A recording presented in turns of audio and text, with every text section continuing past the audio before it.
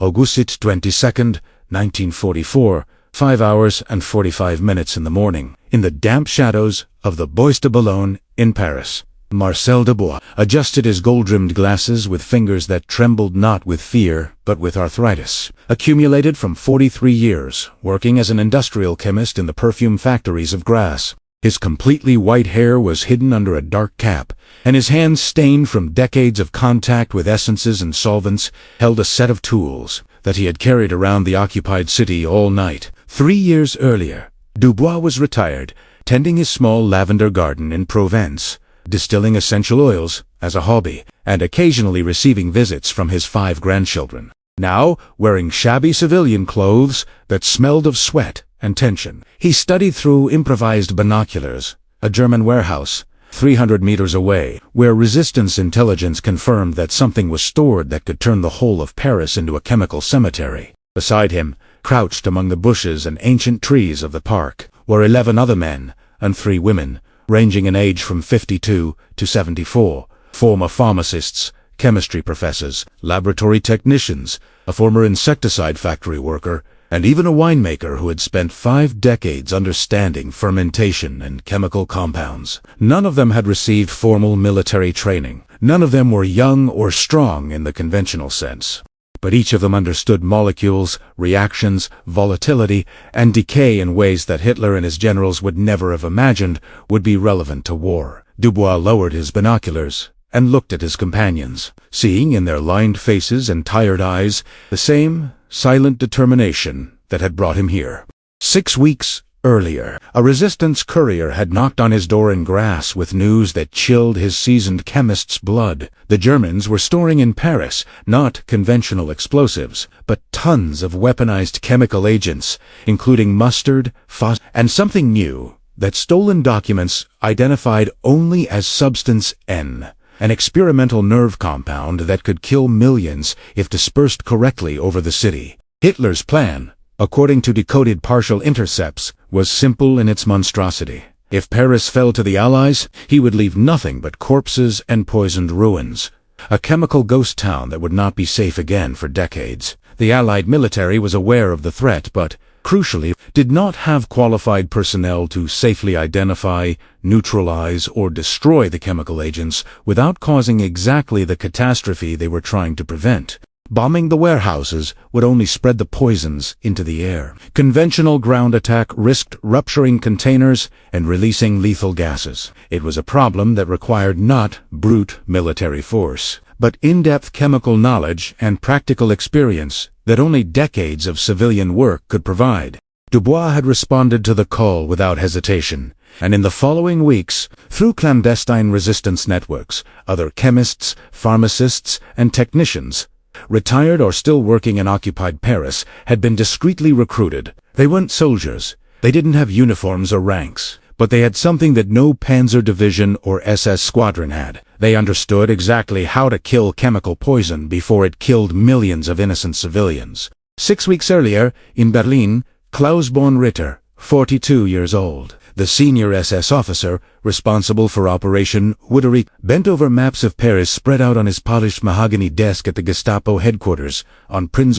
His 15 years of impeccable service to the Nazi cause, including 8 years supervising special operations in the occupied territories, had taught him to anticipate enemy movements, predict sabotage attempts, and eliminate threats before they materialized. But as he studied the Paris security reports, he couldn't help but smile with satisfaction that bordered on outright disdain. His deputy, Erich Schneider, 34 years old, entered the room carrying new intelligence reports. Von Ritter flipped through them quickly and began to laugh, a dry, cruel sound that echoed in the austere office. Schneider looked questioningly, and von Ritter read aloud. The French resistance is recruiting elderly civilians with experience in industrial chemistry for a possible operation against German military depots in Paris.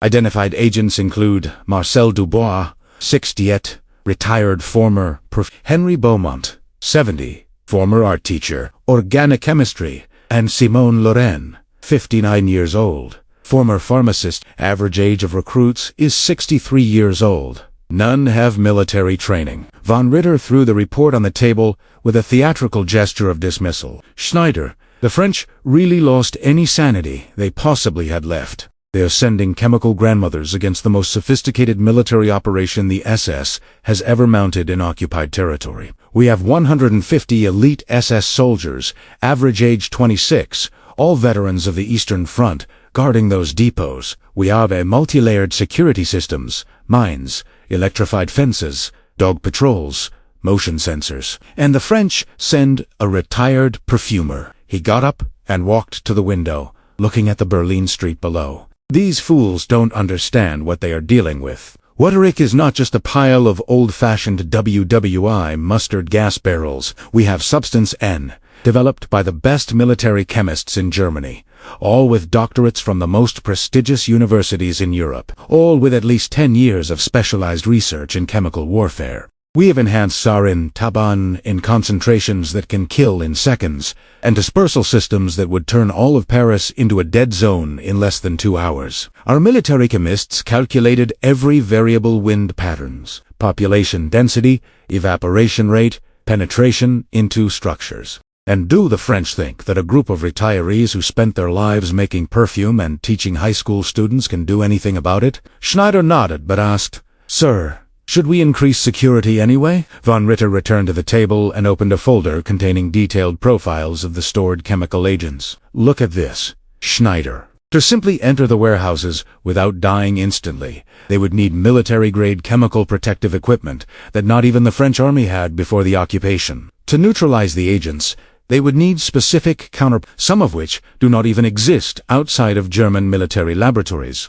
To safely destroy the stockpiles, they would need knowledge of not just basic chemistry, but advanced military chemistry, specialized toxicology, and containment engineering that took our experts years to master. And even if by some miracle they managed all of this, they would have approximately 45 minutes between the time they disarmed the first security system and the time our rapid response troops arrived with shoot-to-kill orders." He closed the folder tightly. 45 minutes for elderly civilians to navigate mazes of corridors, correctly identify among 236 different containers which contain which agent, apply correct neutralization procedures that trained military chemists would take hours to safely perform, and then escape without a trace. It's mathematically impossible. No, Schneider.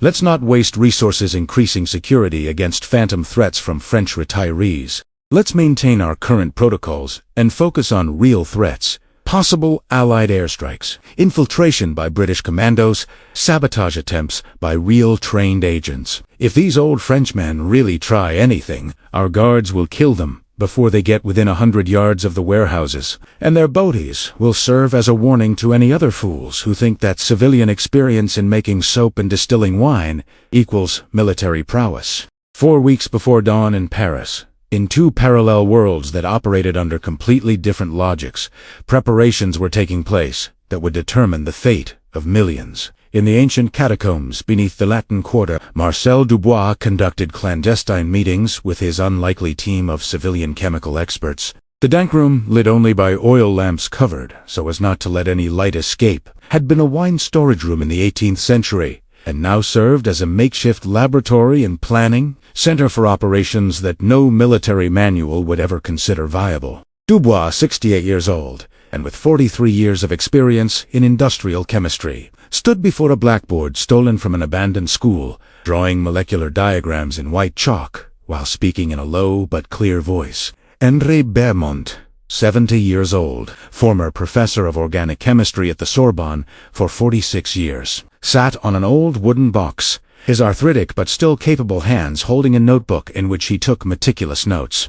Simone Laurent, 59 years old, who had spent 34 years as a pharmacist in one of the most important hospitals from Paris, studied through magnifying glasses microscopic samples of substances that resistance agents had managed to obtain through risky contacts with French forced laborers in German warehouses. Around them, 9 other experts, all over 50, all with decades of practical experience in different aspects of chemistry, toxicology, and industrial processes, formed a circle of accumulated knowledge that represented more than 500 combined years of civilian experience in working with dangerous chemical compounds. None of them had ever held a gun. None of them had received combat or special operations training. but each of them understood molecules, chemical bonds, reaction rates, and neutralization principles with a depth that no military academy taught. Dubois pointed to a diagram on the blackboard that showed the molecular structure of mustard gas. "This is the simplest molecule we will ever deal with," he said, his voice carrying a professorial tone developed from decades of explaining complex chemistry to apprentices in factories. Dichlorothiol sulfide. Our grandparents in the First World War faced this in Ypres. I myself worked in a factory that produced countermeasures during that war, when I was just 17. Neutralization is relatively straightforward. Strong alkaline solution, hypochlorite, if available, even common bleach in sufficient concentration can degrade the molecule. Reaction time between 15 and 30 minutes, depending on concentration and temperature. But he designed a second molecule, more complex, with multiple rings and branches. This is different. Substance N, the nerve compound that Germans developed. It is analogous to sarin, but with molecular modification that makes it more stable and more lethal. A single drop on the skin can kill in less than 3 minutes. Inhaling vapors causes death in less than 60 seconds. And unlike mustard gas, which we can feel and see, this one is odorless and invisible until it's too late. Henry Beaumont raised his hand, a gesture that made Dubois smile despite the gravity of the situation, so reminiscent of decades in classrooms. "Marcel, based on the samples that Simone analyzed and the specifications we obtained from the stolen documents, I have calculated that we have approximately 7 minutes and 30 seconds of protected exposure before even civilian gas masks begin to fail, against the concentration of substance N that we will encounter if any container is compromised. This gives us an extremely narrow operating window." Dubois nodded gravely. "Exactly. This is why our approach cannot be military. Military personnel would think in terms of securing a perimeter, establishing a control zone, bringing in heavy equipment. We don't have the time, equipment, or people for this. Our only advantage is knowledge. We know exactly what these substances do at a molecular level. We know its chemical weaknesses. We know how to make them self-destruct or neutralize themselves." Simone Laurent stood up, her back protesting after hours hunched over a makeshift microscope. She had lost 30 pounds since she began working with the resistance, and her once carefully styled hair was now tied back in a simple, gray bun. "I identified 3 different neutralizing agents in the samples we analyzed. Say, her voice carrying precision developed from 34 years of diagnosing and treating poisonings in the hospital. The Germans are not using pure agents. They are mixing compounds to create lethal synergies. Mustard gas, combined with lewisite, to make treatment more difficult. Substance N, stabilized with organic solvents to increase environmental persistence. This complicates neutralization, but also creates vulnerabilities. If we can introduce the correct chelating agent, we can cause the stabilizers to bind to the nerve agents themselves, creating a cascade reaction that would render the entire stock inert." Philippe Moreau, 62, who had spent 38 years working in an insecticide and pesticide factory near Lyon, added a crucial observation. "I worked with organophosphates for almost 4 decades. Substance N is essentially militarized. At the factory, when we had spills, we used a combination of atropine and prolidoxime for emergency neutralization. I don't know if the Germans know this, but if we introduce these substances into the warehouse ventilation system before attempting direct neutralization, we create a safety buffer. Even if there is an accidental release, we will have a few extra minutes before concentrations become lethal." For 3 weeks, working mainly at night in the catacombs, the group of civilian experts developed a plan that defied all conventional military logic but made perfect sense. Had a chemical? They would not attempt direct confrontation with guards. They wouldn't try to blow up warehouses. Instead, they would use accumulated knowledge from a combined 500 years of civilian chemical experience to infiltrate, neutralize toxic agents in situ by transforming them into inert, non-lethal compounds. And do all this in such a silent and technically sophisticated way that the Germans would only realize what had happened days later, when their chemical weapons stockpiles were nothing more than harmless trash. Meanwhile, in occupied Paris, Standartenfer von Ritter oversees the final strengthening of the Waterick deposits, with confidence that borders on arrogance. Its 150 SS guards, all selected veterans with an average age of 26 and a minimum of 3 years of active combat experience, patrolled the perimeter in 6-hour shifts. Security systems installed by top German military engineers included infrared motion sensors, anti-personnel mines buried in a specific pattern around the entire complex, 3-meter-high electrified fences charged with enough voltage to kill instantly, high-intensity searchlights that swept the area every 45 seconds, and trained guard dogs that could detect intruders from 200 meters away. Inside the warehouses, 236 specialized containers, each labeled with codes that only German military chemists could decipher, stored enough deadly cargo to kill the entire population of Paris 3 times over. Von Ritter had personally inspected every aspect of security and declared in a report to Berlin, Operation Waterick is absolutely secure against any attempt at sabotage by conventional or unconventional forces. Probability of successful compromise by enemy forces, statistically 0. He couldn't be more mistaken. Their confidence was based on the fundamental assumption that any attack would come from military men thinking militarily. He never considered that the real threat would come from people who didn't even think in military terms, but in terms of pure chemistry, molecular physics, and decades of practical experience solving problems that military manuals didn't even address. August 3rd, 1944, 11:15 minutes at night, 600 meters south of the Waterick deposits. Marcel Dubois lay face down in the basement of an abandoned house in the 15th, studying through a makeshift telescope the patrol patterns of the German guards that he and Henry Beaumont had been documenting for 14 consecutive nights.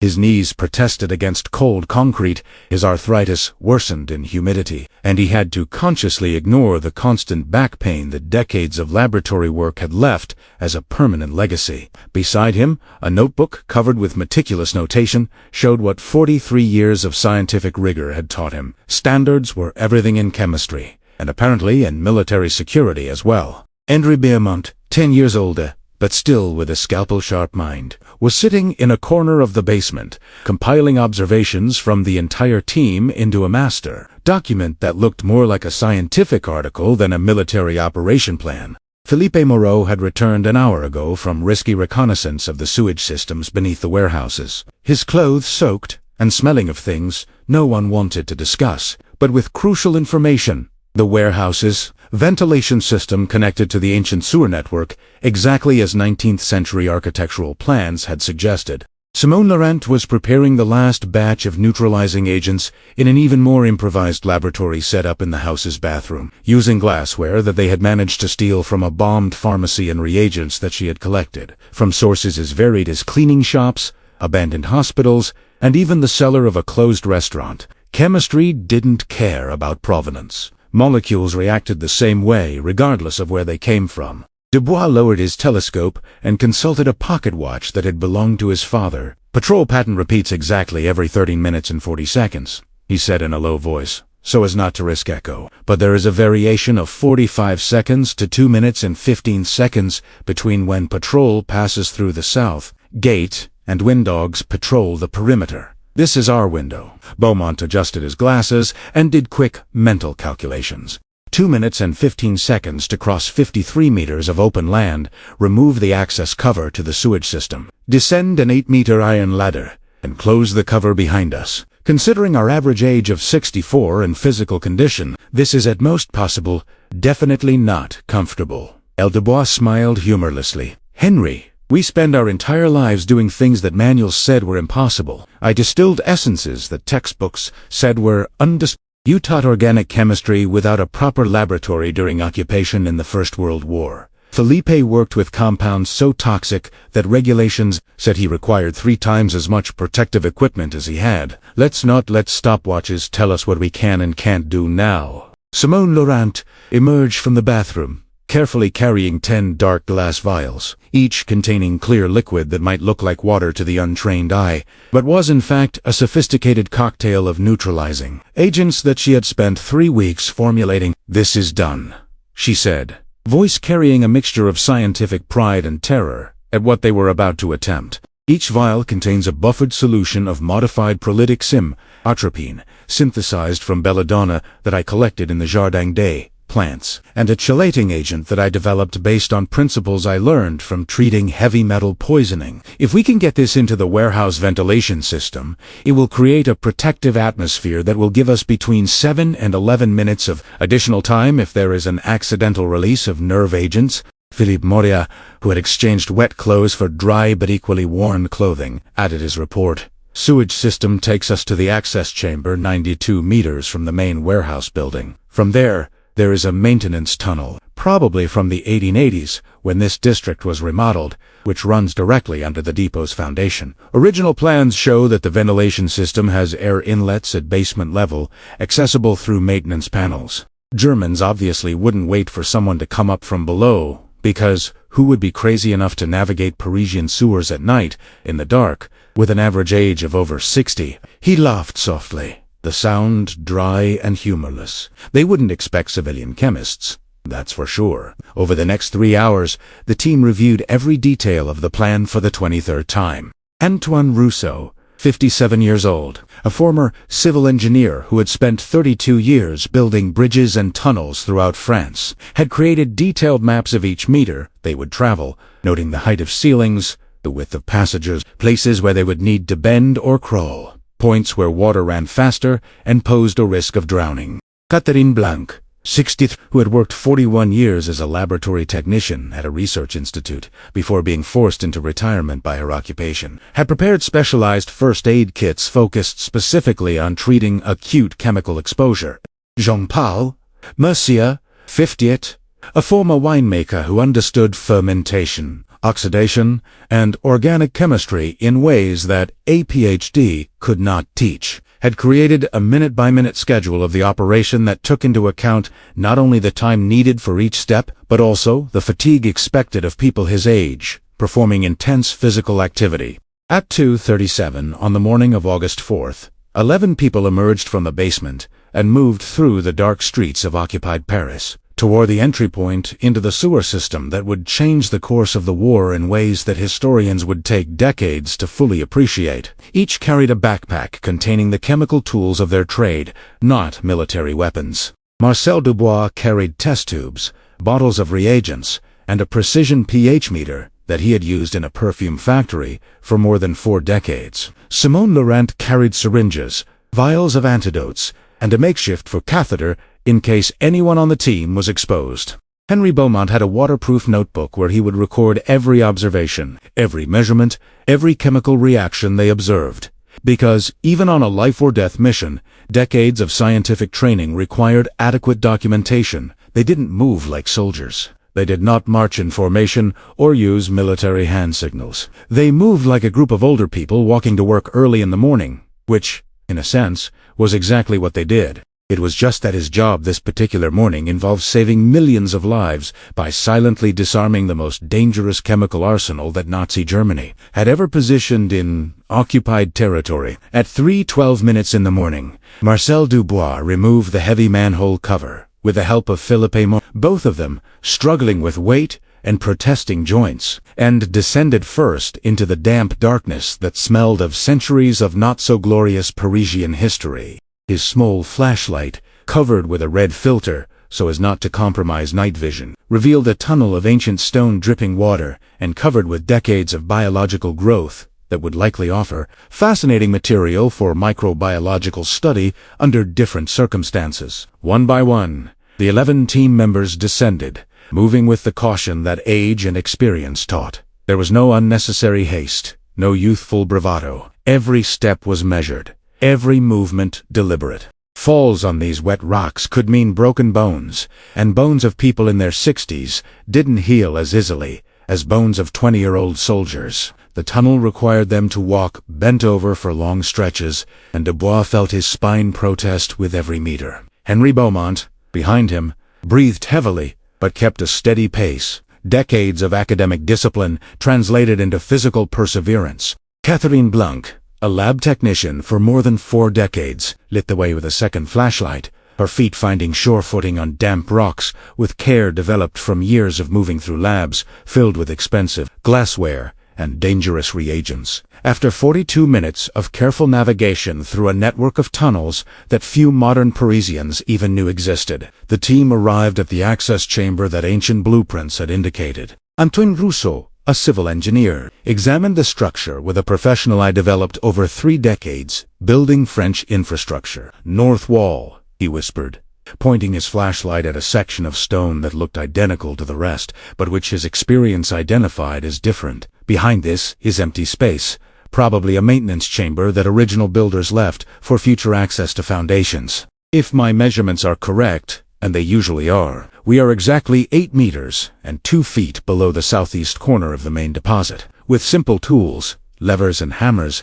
that seemed more suited to civil construction than military operations, the team began the careful work of removing ancient stones from the wall. They couldn't just break through. The risk of making noise that would alert guards above was too great. Instead, they used techniques that Antoine had perfected over decades, finding points of natural structural weakness, applying precise pressure, letting gravity and time do the work. It took 93 minutes of silent, painstaking work, punctuated only by heavy breathing and occasional whispers of instruction, but eventually enough opening was created. Through it, just as ancient blueprints promised, was a narrow maintenance chamber, and above, visible in the dim light of lanterns, metal grills from a ventilation system built decades before German occupation. Philippe Moriat, with 38 years' experience working in confined spaces in a chemical factory, went first through the opening. His thin body, made even thinner by years of wartime rationing, glided through space that a younger,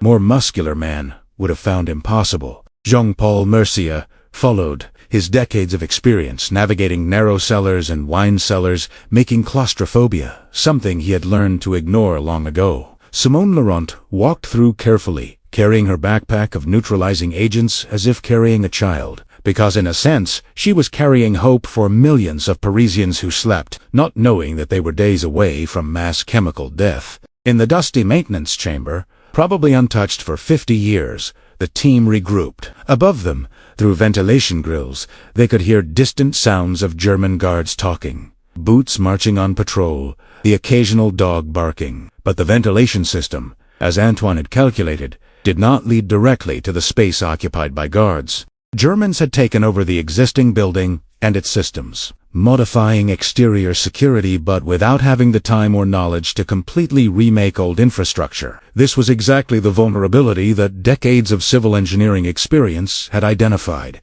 Marcel Dubois looked at his watch. 5 hours and 48 minutes in the morning. In just over an hour, it would be dawn, and the operation would have to be complete, or the risk of detection would increase exponentially. He signaled to Simone, who began the careful process of opening the first bottle of neutralizing agent, with hands that did not tremble despite age and strain, hands trained by 34 years of administering injections and handling dangerous medications. She connected the vial to the improvised dispersal system that Catherine Blanc had constructed using parts from an old medical nebulizer and modified garden spray pump. Philippe Moriat, climbing, corroded metal structure with care, that decades of working at precarious heights in factory have positioned the dispersion nozzle in the ventilation system. When Simone activated the hand pump, a fine mist of neutralizing agents began to spread through ducts that led directly to the storage spaces where 236 containers of chemical death waited.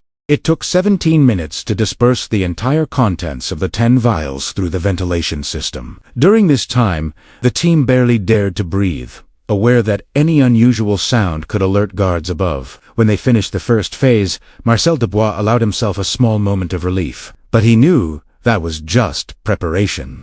The protective atmosphere they had created would give them extra minutes in case of accidental release. But the real work was still to come. They needed to physically enter the storage spaces, correctly identify each type of chemical agent among 236 containers, and apply specific neutralization treatments that would turn deadly weapons into inert trash. And they had to do all this while 150 armed SS guards patrolled meters above their heads, completely unaware that elderly pensioners were literally beneath their feet. Armed only with knowledge of chemistry and decades of civilian experience that Hitler and his generals had been too foolish to consider a threat. 6 hours and 4 minutes in the morning, and the first gray light of dawn began to touch the rooftops of Paris.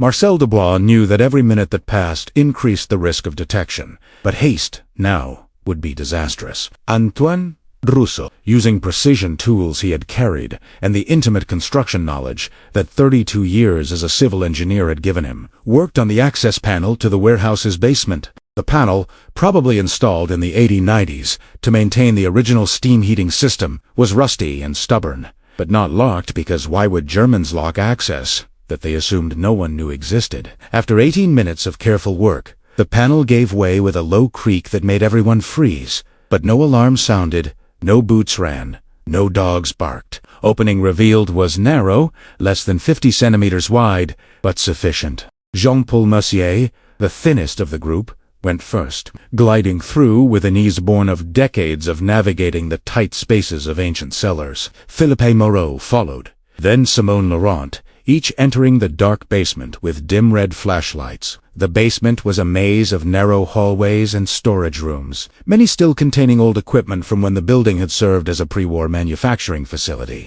But, in a central area, clearly visible, even in the dim light, were German containers, arranged in neat rows, each labeled with alphanumeric codes that would seem gibberish to the uninitiated. Marcel Dubois entered last, carrying a backpack that contained not weapons, but chemical analysis instruments that he had used for 4 decades in legitimate work. He moved to the first container, studied label WK-7-4-LM-18. Henri Biamon consulting notes they had compiled from stolen documents, whispered, "Series weak is mustard gas, 74% concentration. Modified with Lewis LM designation indicates mixture stabilized for extended storage." Dubois nodded, already opening the test kit that Simone had prepared. With the care that 43 years of laboratory work required, he used a special tool to extract a microscopic sample from the container's seal, placed it in a tiny test tube,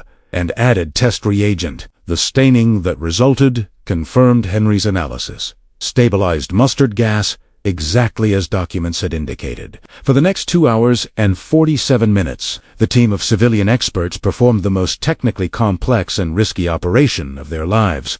They didn't have sophisticated military equipment. They didn't have military-grade chemical protective suits. They didn't have backup or support. But they had something more valuable: in-depth knowledge of how molecules reacted, practical experience in handling dangerous substances, and decades of scientific discipline that made it impossible to skip steps or take dangerous shortcuts. Catherine Blanc, a laboratory technician for 41 years, worked through a series containers, which analysis revealed to contain modified sarin, with a precision syringe in hands that didn't shake, despite knowing that an error of less than a milliliter could kill her in minutes. She injected through specially designed seals highly concentrated atropine solution that would react with sarin and degrade it into non-lethal components. Philippe Moreau used his knowledge of organophosphates to neutralize series of containers marked T, which contained Taban. Jean-Paul Mercier applied controlled oxidation principles he had learned in 5 decades of winemaking to treat containers of nitrogen mustard. Simon Lorraine, with precision from 3.5 decades as a pharmacist, administered treatments for each category of agent, continually consulting with Marcel and Henry to confirm which reactions were proceeding as expected. But the real challenge came when they reached containers marked SN substance, N, an experimental nerve agent that represented the pinnacle of German research into chemical weapons. There were 38 of these containers, each containing enough concentration to kill tens of thousands. Marcel Dubois studied the first SN container with a chemist's fascination and a humanist's horror. Molecular structure that Henry had reconstructed from fragments of stolen documents was elegant in its lethality. Modified organophosphates that irreversibly inhibited causing complete neuromuscular failure in less than 2 minutes of exposure. But molecular elegance also meant molecular vulnerability. Every compound had a weak point. Every bond had conditions under which it would break, he argued in urgent whispers with Henry and Simone. "Our standard pralidoxime solution won't work," Dubois said, pointing to the molecular diagram Henry had drawn. "The molecular modification adds methyl group here, which would block binding of the antidote. We need a different approach." Simon studied diagrams, decades of pharmaceutical experience processing information quickly. The phosphate group here is vulnerable to alkaline hydrolysis, she said. If we increase pH sufficiently and add appropriate catalyst, we can force bond to break.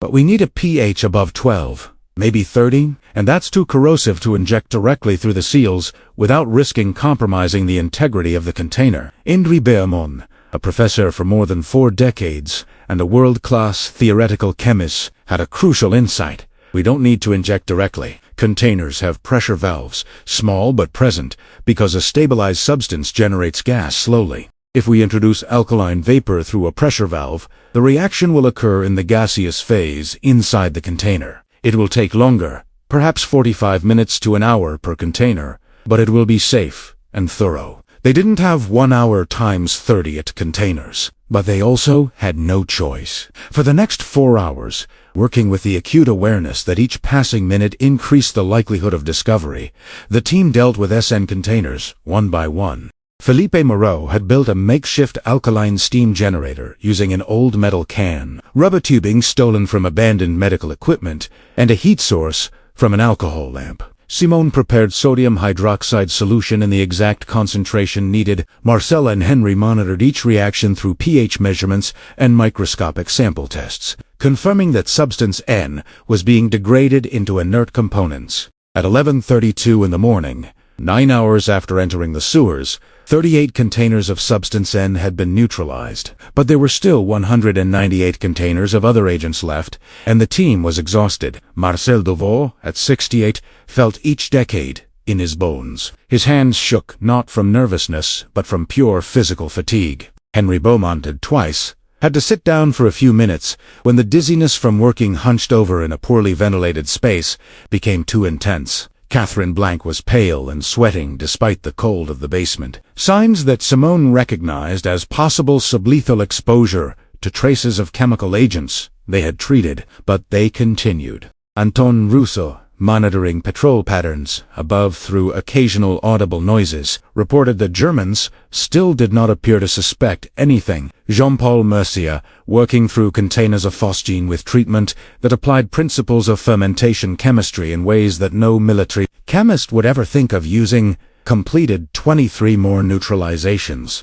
During the afternoon, tension rose when they heard German voices nearby, directly above them, guards apparently making a routine inspection of the ground floor of the warehouse. Team froze completely, not even daring to breathe audibly, as boots walked across the ceiling that was their floor. Marcel Dubois could hear his own heart beating, a sound that seemed impossibly loud in the tense silence. But inspection passed, guards not noticing anything unusual, because how would they detect group of retired chemists in the basement, silently turning arsenal of death into harmless chemical waste? At 17 hours and 48 minutes, after almost 12 hours of work with only water and small portions of dry bread for sustenance, the last of the 236 containers had been dealt with. All the chemical load that was supposed to transform Paris into a necropolis was now neutralized, inert, as dangerous as household bleach. Marcel Devaux, shaking with exhaustion and something that could be relief, or trauma, or both,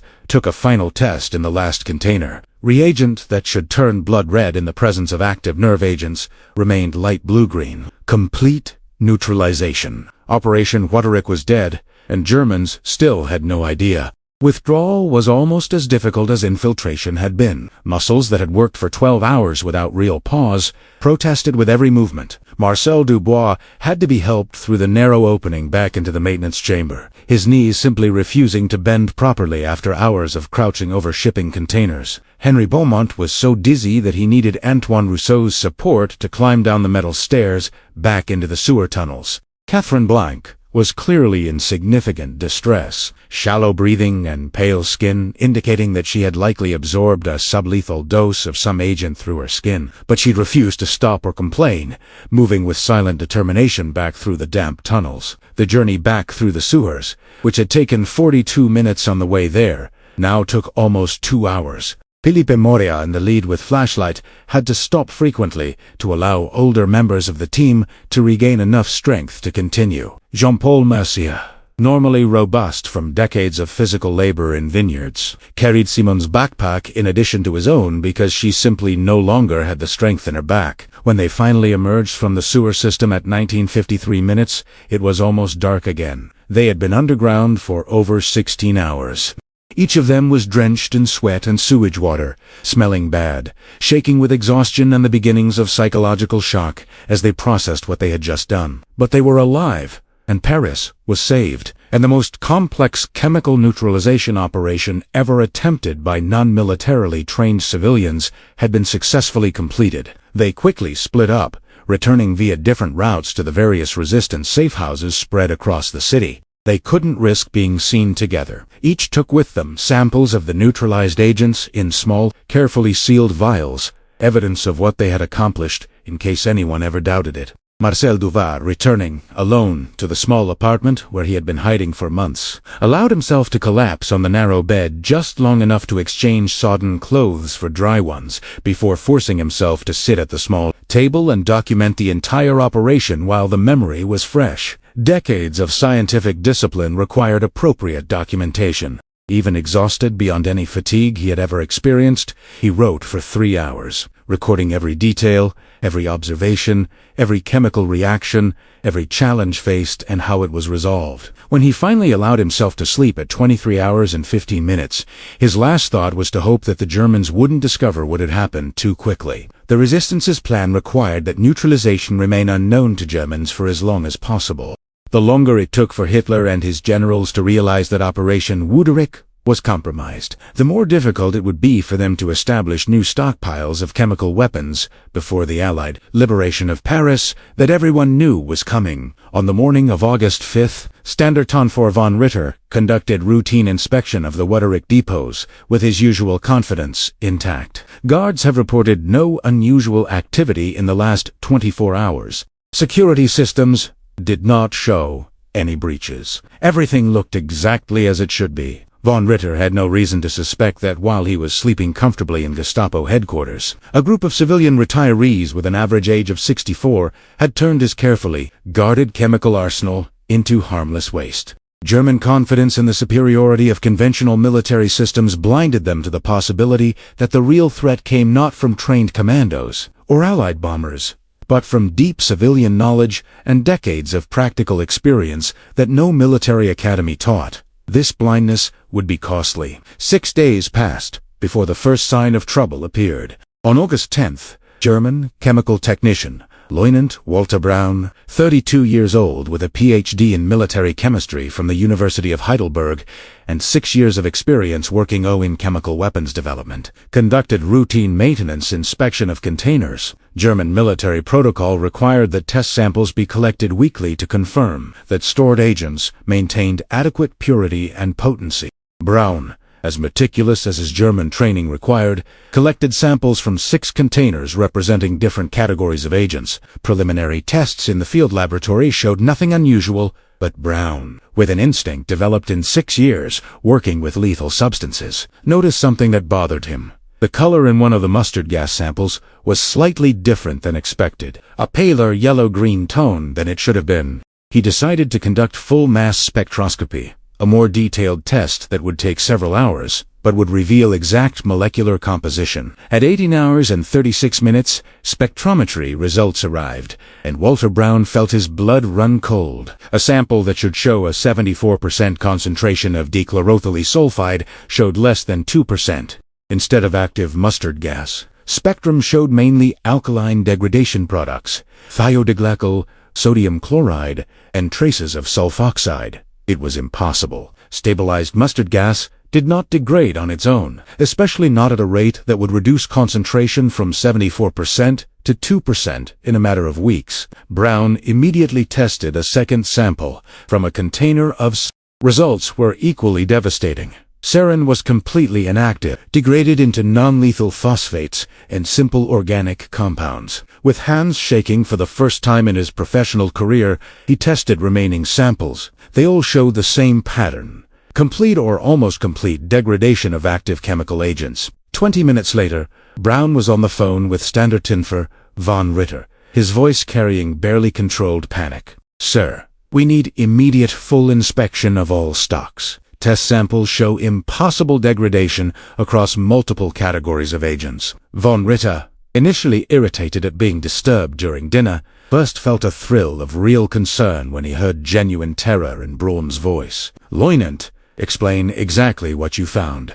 Over the next few hours, as the entire German technical team was mobilized to test samples from all 236 containers, the scale of the catastrophe became clear. Each container tested showed the same pattern. Chemical agents that should have been in lethal concentrations were degraded into inert components. Substance N, the pride of German chemical weapons research, was completely neutralized. Mustard gas was inactive. Sarin, tabun, boschin, levisite, all reduced to harmless chemical waste. Von Ritter, faced with the technical impossibility of what he was seeing, demanded explanations. "How is this possible?" he shouted to assembled chemists. "These containers are hermetically sealed. There is no way for external contamination. Natural degradation would take years, not days." Walter Braun, studying results with the expression of someone confronted with a fundamental violation of the laws of chemistry, responded slowly,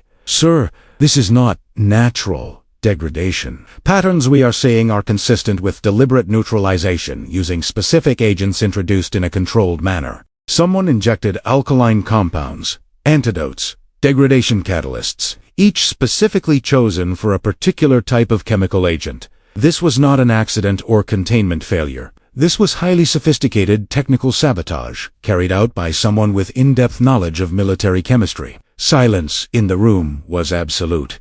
Ten Bohnreiter, voice low and dangerous, asked, "How did you get in? We have 150 guards, motion sensors, dogs, mines.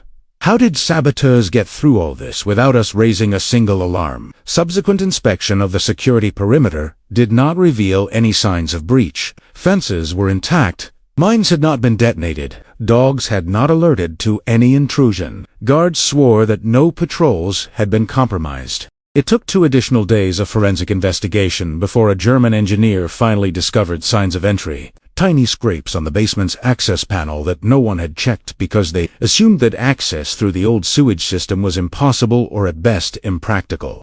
Von Ritter personally descended into the basement, studied the narrow access opening, calculated that anyone passing through it would have to be thin and extremely determined, looked toward sewer tunnels beyond, and began laughing, a loud, hysterical sound that shocked his subordinates. "They came through the sewers," he said, voice carrying disbelief. "Through tunnels that are centuries old. Crossed there were kilometers of shit and rotten water. They entered our ultra-secure basement through a maintenance panel that we assumed was irrelevant. And then they carried out a chemical neutralization operation that our own experts would have taken weeks to plan and days to execute. Who?" he shouted. "Who did this?" Answer came 3 days later when Gestapo agents, conducting frantic searches through resistance networks, captured courier carrying encrypted report. After hours of brutal interrogation, the messenger revealed names Marcel Duval, 68 years old, former perfume chemist; Henri Beamon, 70 years old, retired chemistry professor; Simone Loren, 59 years old, pharmacist. List continued. Philippe Morea, 62 years old, worker in an insecticide factory; Antoine Rousseau, 57 years old, civil engineer; Catherine Blanc, 63 years old, laboratory technician. They were not soldiers. They were not trained agents. They were civilians, most of them retired or close to retirement, with ages ranging from 57 to 70 years old. Von Ritter read the list 3 times, each reading increasing a mixture of anger and something dangerously close to involuntary respect. "Retired," he whispered. "Old perfume makers and school teachers. People who should be looking after grandchildren and gardens. And they destroyed military operation that took years and millions of Reichsmarks to establish. How did people like that do this?" Walter Braun, who had spent days analyzing exactly how chemical neutralization had been carried out, offered an answer that was both simple and profound. "Experience, sir. Dubois worked 43 years in industrial chemistry. Beaumont taught chemistry for 46 years. Laurent practiced as a pharmacist for 34 years. Collectively, These civilians have more than 500 years of practical experience working with hazardous chemicals. Not theoretical knowledge from university, not military training in manuals, but real, daily experience. From decades of manipulating molecules, understanding reactions, solving practical chemical problems that arise in real work. He pointed to technical neutralization analysis reports. See here the methods they used. These are not standard military techniques. They are brilliant adaptations of civil-industrial processes. Moreau used pesticide factory safety knowledge to neutralize Mercier applied principles of winemaking, fermentation, chemistry. Laurent used pharmaceutical techniques to create modified antidotes. Each method shows not just knowledge, but practical wisdom acquired only through decades of real work. Von Ritter sat down heavily. "We underestimated them," he said finally. "We saw age, we saw civil professions, and we assumed we never considered that deep civilian experience could be a more potent weapon than military training." Brown nodded gravely. "Our fundamental error, sir, was to believe that military chemistry is fundamentally different from civilian chemistry. But molecules don't care about uniforms or ranks. A chemical reaction is a chemical reaction, whether in a perfumery in Grasse or in an arms depot in Paris.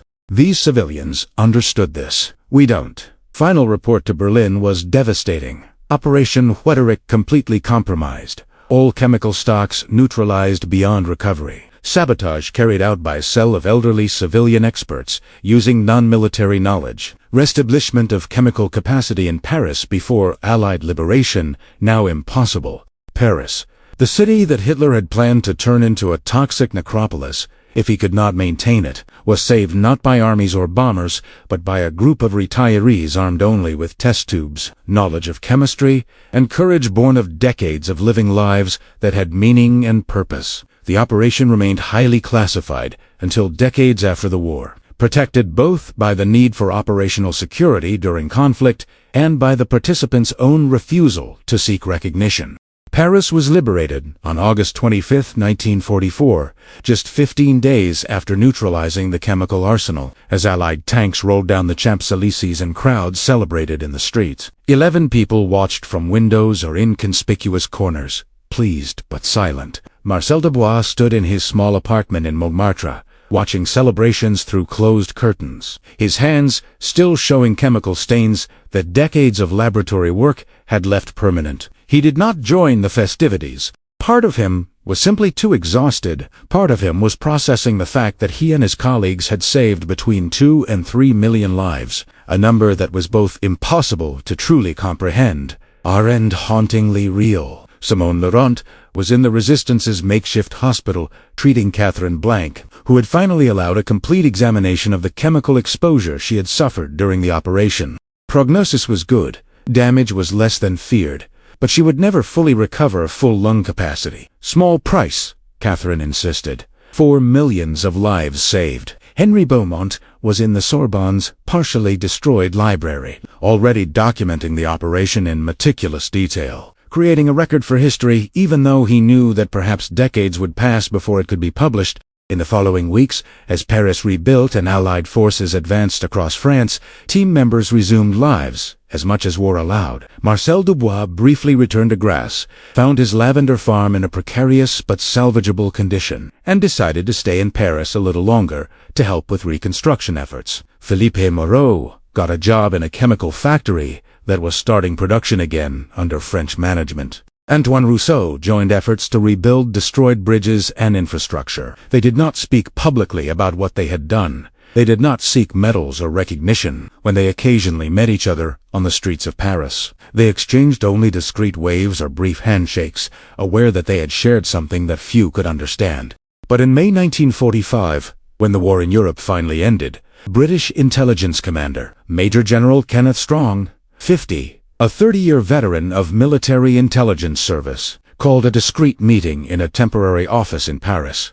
Present were the 11 members of the team that had neutralized operation, as well as Allied intelligence officers who had spent months investigating exactly what had happened in that basement in August. Strong, a man who had seen practically everything modern warfare had to offer, looked at the group of middle-aged and elderly civilians sitting uncomfortably in military chairs, and said, "I have read reports of this operation at least 20 times. Each time, I become more impressed and more embarrassed. Impressed by what you accomplished. Ashamed because we, the military establishment with all our resources and training, did not see the solution that you did. We had no knowledge that you had. We wouldn't have the courage to try what you did." He opened a folder containing a complete technical analysis of the neutralization. "Our military chemical experts have studied your methods, unanimously agree that what you did should not have been possible. Not technically impossible, but operationally improbable to the point of fantasy. 16 hours infiltrated a heavily guarded enemy installation, performing 236 separate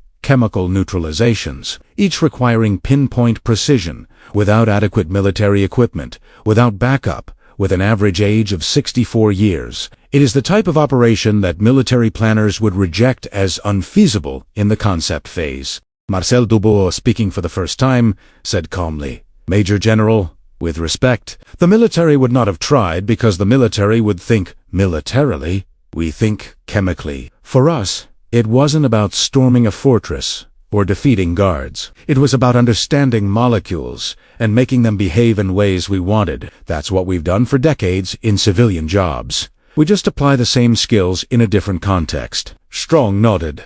"Exactly. And therein lies a lesson that I hope the military learns, but probably will not fully learn. Deep civilian experience is a strategic resource that modern warfare consistently underestimates. You are not soldiers, but you are more effective warriors than an entire division of troops would have been in this particular situation." He paused, then continued, "I can't give them the public recognition they deserve. Nature of the operation will remain classified for years, perhaps decades. But I can say, on behalf of Allied Supreme Command, that you saved millions of lives and possibly changed the final course of the war. If Hitler had managed to use chemical weapons in Paris, this would have complicated release immensely and possibly led to the escalation of chemical warfare that would have killed unimaginable numbers. You prevented this. Decorations were awarded discreetly. They could not be worn publicly, but were official. Each team member also received modest financial compensation from Allied funds, tangible recognition of service, but more important for most of them was validation, recognition that civilian input had been not just useful, but essential. When the meeting ended and the group began to disperse, Henri Beamon, at 70, the oldest member of the team, paused at the door and said, "Major General, one thing I would like to mention. During the war, Germans constantly underestimated not just us, but all American and Allied civilian contributions. They saw aging factory workers, converted farmers, women on production lines, and assumed weakness. This was their biggest strategic failure. They never understood that the strength of democracies is not just in professional armies, but in the ability to mobilize experience and knowledge from the entire population, regardless of age or origin." Strong Ismailev. Professor Bahamondes is an observation that should be in every military history textbook, but I fear it is a lesson that each generation of military commanders will have to painfully read. 28 years later, in August 1972, a different meeting took place in a small hotel in Paris. Of the 11 original team members, 7 were still alive. Marcel Dubois, now 96 years old, traveled from Grasse with the help of a grandson who was completely unaware of what his grandfather had done during the war. Henri Beaumont had died in 1965 at the age of 91, but he left detailed memories that his daughter brought. Simone Lorin, 87 years old, arrived in a wheelchair, but with a mind as sharp as ever. Philippe Moria, 90 years old. Catherine Blanc, 91 years old. Antoine Rousseau, 85 years old, and Jean-Paul Mercier, 86 years old, completed the group of survivors. Meeting had been organized by French military historian Claude Messier, no relation to Jean, who had finally received permission to begin documenting operation now that war archives were being declared. Mercier, 52 years old, specializing in French resistance operations, had spent 5 years trying to track down team members and verify details of an operation that seemed almost mythical in the fragmentary references he had found in military documents. When he finally gathered enough evidence and located survivors, he organized this meeting with reverence appropriate to being in the presence of people who had accomplished one of the Civil War's most remarkable feats. Marcel Dubois, sitting in a comfortable chair with a blanket over his knees, despite it being August, looked around the room at faces he hadn't seen in years, each marked by additional decades, but still recognizable. "We grow old," he said, with a slight smile. "When we had the operation, I was 68, and I thought I was old. Now I'm 96, and I understand that 68 was young." Simone Laurent laughed, a sound that ended in a cough that took a minute to pass. "Marcel, we were old. Just determined old men. Important difference," historian Mercier, recording everything with their permission, asked questions about technical details, sequence of events, challenges faced. But what he really wanted to understand was deeper. "Mr. Dubois," he asked, "when you first went down into that sewer, did you really believe they could do it?" Dubois was silent for a long moment, looking at hands stained with age and chemistry. "Honestly, no. I knew it was technically possible. Chemistry guaranteed that. But operationally, logistically, physically, for people our age, it seemed unlikely. But I also knew what would happen if we didn't try. 2, maybe 3 million dead Parisians. City I love destroyed in a way that would take generations to recover. So the possibility of failing seemed less important than the certainty of a result if we didn't try." Antoine Rousseau added, "I also think none of us really processed how dangerous it was until afterward. During operation, I was focused on the next technical step. Removing the next stone, checking the next container, mixing the next reagent. It was only later, as I lay in bed, unable to sleep, that I truly understood that any error of a fraction of a milliliter could have killed us all instantly and unleashed the very catastrophe we were trying to prevent."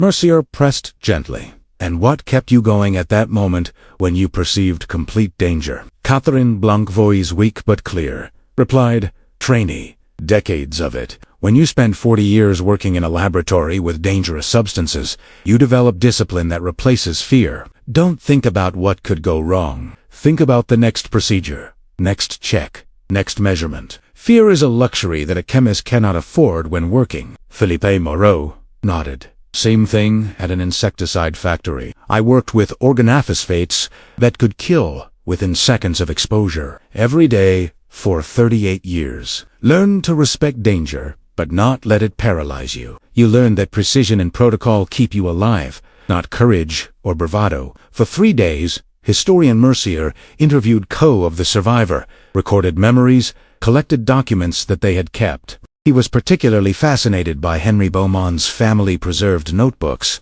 which documented every aspect of the operation in meticulous scientific detail. There were even sketches of the molecular structures they had neutralized, notes on observed reaction rates, reflections on the efficiency of different methods. It was simultaneously a record of a vital military operation and an applied chemistry article that could have been published in a scientific journal. On the last day of the meeting, Mercier asked a question he had been considering since the beginning. "Do you think the military learned anything from what they did?" Marcel Dubois and Simone Laurent exchanged glances, the silent communication of people who had shared extreme experience. Marcel responded slowly. "Some individuals have learned.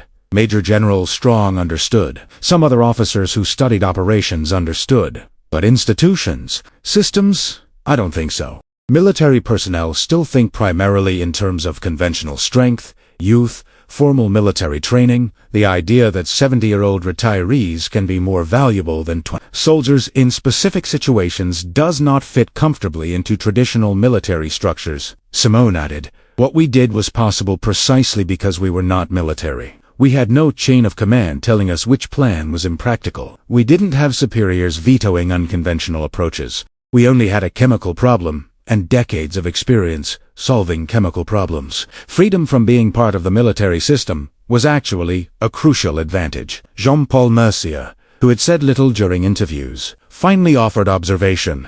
I think the real lesson is not that elderly civilians can do military operations. The lesson is that modern warfare is too complex to be the exclusive domain of the military. You need chemists who understand molecules, engineers who understand structures, teachers who know how to teach under pressure, pharmacists who can create improvised medical solutions. It needs the whole society contributing specialized knowledge, not just soldiers contributing strength. Mercier closed his last notebook with a feeling of reverence. "You have accomplished something that will be studied for generations," he said, "not only as an example of a successful operation, but as a demonstration that unconventional underestimation is a fatal strategic error. Germans underestimated you because they saw your age and civilian professions. This underestimation cost them the weapon they thought was their final asset." Marcel Duval, tired but pleased that the story would finally be told, said, "If our experience teaches anything, I hope it is this: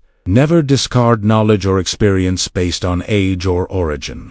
A 68-year-old chemist may know things that a 32-year-old PhD doesn't know, not because he's smarter, but because he lived chemistry for 4 extra decades. This lived experience has value that cannot be replicated by intensive training or advanced theory." Meeting ended with Mercier's promise that history would be fully documented and published. The resulting book, published in 1974, became the definitive text on operations, studied by military historians, chemists, and strategists interested in how deep civilian knowledge can be mobilized in national security contexts. Marcel Dubois died in 1976, at the age of 100, on his lavender farm in Grasse, surrounded by family who finally fully understood what he had done 3 decades earlier. Simona Laurent lived until 1983, spending her last years advocating better integration between civilian knowledge and defense planning. Other survivors followed over the next few years, each carrying with them memories of August 1944,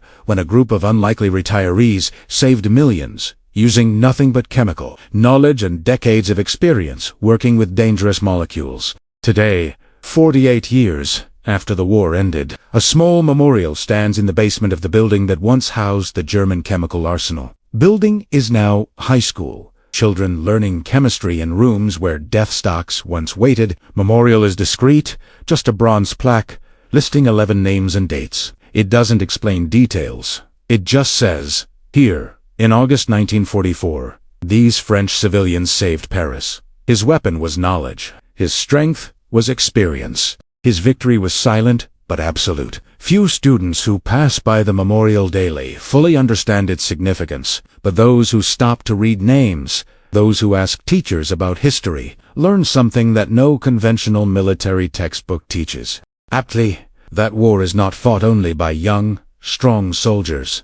That victory does not come only from superior weapons and greater numbers, and that underestimating adversaries based on age, appearance, or civilian origin is a mistake that can cost not just battles, but entire campaigns. The story of Marcel Dubois and his makeshift team is a reminder that the true strength of a nation lies not only in the ability to mobilize armies, but in the ability to recognize and utilize specialized knowledge wherever it exists.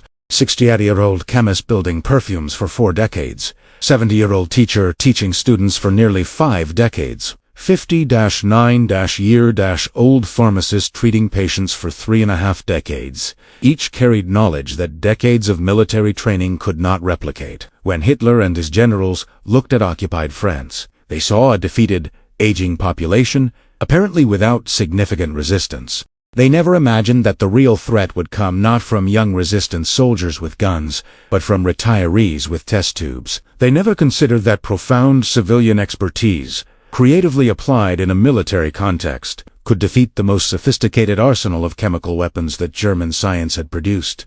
This failure of imagination, this inability to see beyond conventional military paradigms, cost Nazi Germany one of the weapons they believed would guarantee control over Paris even in defeat. And it saved millions of lives that would have been lost if veteran chemists had not descended into those ancient sewers on an August morning, carrying accumulated knowledge for more than 500 combined years of civilian chemical experience, determined to prove that age and experience, when combined with quiet courage and profound technical competence, could defeat youth, arrogance, and apparent military superiority. The lesson remains relevant, decades later. Never underestimate the improbable, never discount experience based on age, and always remember that more effective solutions to complex problems often come from places conventional thinking would never think to look. 11 French retirees proved this in the most definitive way possible, saving the entire city and leaving a legacy that transcends any medal or recognition they could have received.